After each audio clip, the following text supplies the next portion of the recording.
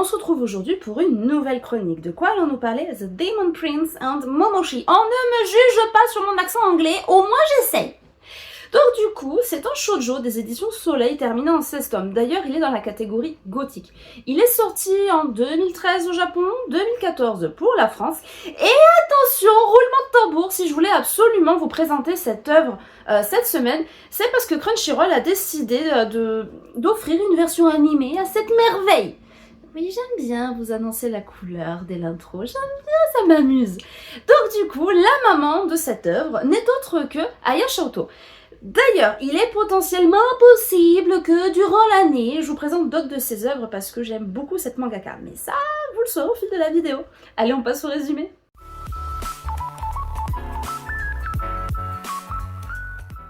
Je vais essayer de vous faire un court résumé, mais ça, c'est pas gagné d'avance. Donc du coup, c'est l'histoire d'Imari Momochi, qui est une jeune orpheline qui tout d'un coup reçoit un testament et on lui annonce que ses parents lui ont légué la maison Momochi. Du coup, elle part en exploration, elle part à l'aventure dans la montagne et elle tombe face à une bâtisse, en fait, qui est à la fois vieille et sacrément imposante, parce qu'elle elle est encore dans son jus, elle est de la vieille époque. Donc même si de l'extérieur, la maison est juste magnifique, quand elle arrive à l'intérieur de la maison, c'est plus trop vraiment ça. Elle est vétuste, ça se voit qu'il n'y a pas eu d'habitants depuis quelques dizaines d'années. Et donc du coup, elle part quand même en exploration pour essayer de voir qu'est-ce qu'elle peut faire, ne pas faire, parce qu'il va bien falloir qu'elle fasse ses travaux puisqu'elle s'installe. Et c'est là qu'elle tombe sur 3 éphèbes. Elles sont très très beaux, hein, on va pas se mentir, hein, vraiment. Et le problème, c'est que les 3 compères ont décidé de la sortir de la maison, sauf que elle a le testament, techniquement, c'est elle la propriétaire.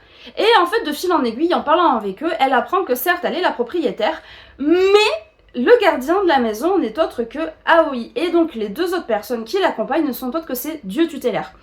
Elle se dit, mais comment ça se fait? En fait, avec la fonction de gardien vient une petite problématique, c'est que le gardien se transforme en noué.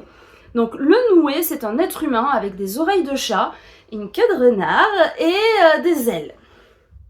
Je vous en parlerai un petit peu plus après. Et là, en fait, ils veulent la faire sortir de la maison parce qu'elle n'est qu'humaine, elle n'a pas de pouvoir. Et en fait, cette maison, ce qu'il faut savoir, c'est qu'elle est le lien entre la vie terrestre et l'au-delà. C'est vraiment une barrière. Et cette maison est vivante. Donc en gros, même si on s'imagine qu'elle a une certaine taille, elle renferme des pièces, elle renferme des cours, etc. remplies d'esprit. Et le but du gardien, c'est de protéger la maison et du coup de protéger les humains parce qu'il ne faut pas que les esprits du coup passent à travers la maison et viennent déranger les êtres humains. Donc c'est pour ça qu'ils veulent la sortir de la maison parce qu'en fait c'est très dangereux pour elle. Mais non, elle a jamais rien eu de sa vie, elle veut garder sa maison et donc du coup elle reste avec eux. Donc du coup de fil en aiguille, ils vont tous suivre des aventures tous ensemble. Donc les esprits Imari et Aoi.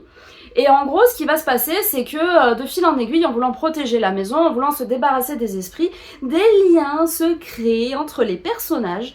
Et c'est comme ça qu'on se retrouve avec une très très belle histoire d'amour qui suit gentiment son cours. Et entre de l'aventure, du combat, ouais, il y a du combat, il y a du fight, on va pas se mytho, un petit peu de sang quand même si on dirait pas. Et on est vraiment ballotté dans cet univers fantastique, à la fois très mystérieux, très mystique, aussi doux et édulcoré. Et en fait, on va avoir les interrogations sur la condition humaine, sur la psyché humaine même. C'est très en profondeur, on dirait pas comme ça a l'air léger, mais entre les lignes, on comprend quand même 2-3 petites choses. Et c'est une tuerie. Voilà.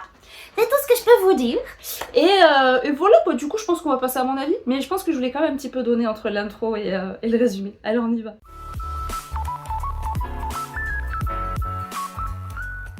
On poursuit donc avec mon avis. Donc cette œuvre pour moi est tout simplement une merveille et ça je pense que vous l'avez compris dès le début. Ce que j'aime aussi ça va être l'évolution des personnages, ça va être le cadre et l'univers. Mais, parce qu'il y a toujours un mais quand j'affectionne un truc, j'ai l'impression, il y a quand même une petite déception. Enfin petite. Elle était très très grande au début, maintenant que j'ai digéré, ça va un peu mieux, mais j'espère sincèrement que l'anime nous apportera, si c'est dans mon cas, des précisions que le manga n'a pas su faire. Ma déception, c'est vraiment la fin. J'ai vraiment un goût d'inachevé, un goût de rushé. Parce qu'en gros, on est maintenu en haleine pendant toute l'œuvre, sur toutes les aventures, vraiment, on est maintenu sur tous les mystères, etc. Et en fait, à la fin, on nous balance genre les informations comme ça. Tuc, tuc, tuc, tuc. Et oui, alors c'est bien beau, mais Genre un truc qui aurait pu peut-être prendre 3-4 pages pour être expliqué, ça s'explique en fait en une bulle. Et enfin expliquer, et encore en fait on te dit voilà c'est comme ça et pas autrement. Et j'avoue j'étais un petit peu perturbée, je me suis dit mais ouais non, comment se fait-ce, enfin pourquoi j'étais assez vraiment déçue par rapport à ça parce que je me suis retrouvée avec plus de questionnements que de réponses. En fait, à la fin, quoi qu'il arrive, on a les réponses sur toutes les questions qu'on s'est posées tout du long, mais l'ennui c'est que la fin nous provoque d'autres questions. Donc voilà, donc c'est un peu pénible, c'est pour ça que j'espère sincèrement que l'anime pourra en fait prendre plus de temps sur cette fin en tout cas.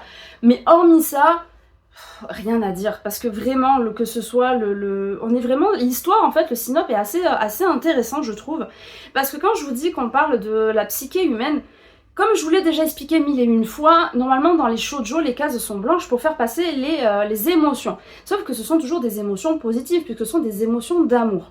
Là, ce qui est stylé, mais je vous en parle un petit peu plus dans la qualité graphique, c'est qu'à un moment donné, quand on rentre vraiment dans les méandres de la psyché humaine, quand on rentre vraiment dans le côté sombre, les cases ne sont plus blanches, elles sont noires justement pour mettre en avant ce côté sombre. Et c'est comme ça qu'en fait, on se retrouve vraiment pris dans l'œuvre et totalement immergé dedans. Et c'est ça que j'ai trouvé vraiment...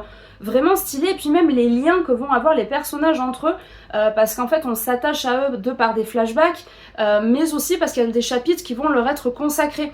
Donc en fait que ce soit les protagonistes de base ou que ce soit les autres, il y a quand même en fait tout un mystère, tout un truc qui se fait tout autour, enfin un mystère oui et non, parce qu'après quoi qu'il arrive les mystères sont élucidés, mais même aussi les ennemis. Il y a des ennemis, il y a du combat, c'est un shoujo, mais franchement il a de tout, il est vraiment stylé de ouf, je vous l'ai dit. Donc voilà, pour moi c'est vraiment un très bon manga et je vais arrêter de m'étaler et puis on va passer à la qualité graphique.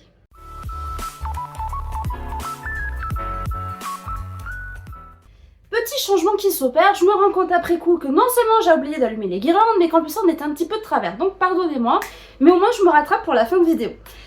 Du coup, pour la qualité graphique, c'est une bombe. Clairement. En fait, dès les couvertures, la couleur est annoncée. Clairement, que ce soit le choix des couleurs, que ce soit le choix des mises en scène, des postures, des personnages, tout est une bombe. Voilà, personnellement, j'aime vraiment beaucoup le détail, aussi ce petit détail qui va relier tous les mangas, c'est-à-dire qu'en gros, on va avoir ce côté blanc, donc du coup, sur la couverture. D'ailleurs, avec des dessins... les petits dessins, en fait, vous avez donc le papier qui est mat, mais vous avez des trucs en fait qui sont faits un peu plus brillants. Et ça, c'est ce qui va faire que vous allez avoir une certaine cohésion dans tous les mangas, parce que vous allez avoir toute la tranche qui va être blanche avec juste le dessin de base, en fait, les persos de base qui vont être posés dessus. Et c'est super beau et c'est très bien fait. Voilà, moi l'esthétique, je trouve des couvertures est très très belle. Je suis très très fan. Et d'ailleurs, si vous me suivez depuis un petit moment maintenant, vous savez que j'ai un gros péché mignon pour les pages couleurs. Et en vrai, sur ça, je ne suis absolument pas déçue. Chaque tome commence par 3-4 pages couleurs, plus un sommaire en couleur. Et d'ailleurs, mais ça, je vais vous le... Normalement, là, vous êtes en train de le regarder parce que je vais vous l'insérer dans le montage. Donc vraiment, c'est très très... voilà, je suis très très fan de ce genre de petites choses. Et autre fait très intéressant, c'est qu'en fait, quand vous commencez les tomes, vous avez déjà de base un résumé de ce qui s'est passé donc du coup au tome précédent. Vous avez aussi une fiche avec tous les personnages principaux ainsi qu'un résumé les accompagnant. Et dans le résumé, parce que j'ai oublié un truc, c'est que dans le résumé du tome précédent, vous avez en général, genre en miniature en dessous, vous avez juste la dernière page du tome précédent qui vous permet déjà de vous remettre dans le contexte, de savoir où est-ce qu'on s'est arrêté. Ça, ce sont peut-être des détails qui pour vous pourraient être insignifiants, mais qui pour moi sont très très bien, parce qu'en fait quand on est sur des longues séries, quand on lit lentement, on peut très vite perdre le fil. Alors après, bon là, je les ai dégommés en quelques jours, donc moi je lis très très vite, parce que j'en lisais 2 par heure. Donc j'ai pas ce genre de problème et je trouve que c'est très intéressant pour les gens qui veulent prendre le temps de les lire. Franchement, voilà, c'est une initiative qui est assez cool. Au-delà de ça, la qualité graphique est pour moi une bombe. Comme je vous l'ai déjà dit en introduction de cette rubrique, vous l'avez vu avec les couvertures, vous l'avez vu avec les pages couleurs, et normalement vous l'avez vu avec les personnages que j'ai essayé de vous mettre un peu par-ci par-là. Vraiment, que ce soit la cohésion entre du coup tous les personnages, parce que des fois il y a des persos qui vont être dessinés avec peut-être un peu plus d'affinité que d'autres, ça arrive. Ici vraiment tout est beau, tous les détails, la finesse. Un petit détail qui va encore une fois vous sembler très bête, mais vous savez dans les mangas, c'est très très rare quand vous avez la bouche qui va être vraiment dessinée. Vous savez, avec le cœur de bouche, la forme de lèvres, etc. En général, ça va être dessiné autrement. Ici, il y a un détail que j'aime beaucoup et qu'on voit particulièrement sur le noué. C'est vraiment ce détail au niveau du cœur de bouche, etc. qui, je trouve, ajoute un peu de côté sexitude. Parce qu'en fait, le noué est censé être aussi mystérieux qu'attirant. Et je trouve en fait que par ces petits traits, justement, ces petites choses, on se met totalement dans le bain. Par rapport aussi à ses yeux, parce que ah oui, il y a des yeux qui sont grands et bleus, alors que le noué, lui, va avoir des yeux beaucoup plus fins, des yeux perçants et rouges. Ou violets, ça dépend dans le rouge. Parce qu'il y a des couvertures, des fois ça change un petit peu. Mais du coup, vraiment, il est d'une beauté, mais juste à couper le souffle. Il n'est pas d'ailleurs sans me rappeler un petit peu Tomoe de Kamisama Hajime Mashita, que je vous présenterai une fois, d'ailleurs Divine Nanami en français, que je vous ferai peut-être une chronique, un de ces quatre. Mais vraiment, je suis très attachée déjà au noué, très attachée à Aoi. Et là, je crois que je suis en train de vous faire un truc de mon avis au lieu de rester dans ma qualité graphique. Du coup, je reprends. Donc les persos sont très beaux, les textures sur les vêtements, c'est une voilà, un peu comme Zodiac Love, c'est vraiment la qualité sur les hakamas, sur vraiment tout, voilà, je suis fan. Et après ça va être les décors. Les décors sont une pure bombe, parce qu'en fait ce qu'il faut pas oublier, c'est qu'on reste majoritairement dans la maison. La maison, comme je vous ai dit, comporte plusieurs pièces, donc il va y avoir la cuisine, il va y avoir la réserve, il va y avoir le dressing avec tous les yukata, il va y avoir plein de choses. Et ces détails-là sont dessinés avec une finesse et une précision, c'est juste oufissime. C'est d'ailleurs pour ça que j'aime autant cette mangaka, parce qu'elle a vraiment ce truc dans les décors, et ça vous le retrouverez dans n'importe lequel de ses mangas, et c'est très très beau. Même l'école est très bien faite, le lycée, vraiment, j'adore. Je suis vraiment très très fan, et c'est très immersif, je trouve, et voilà. Mais bref, je suis en train de... Je ne tarie pas d'éloges au sujet de l'œuvre, hein, sorry, hein. Et bon, mais du coup, on passe à la conclusion.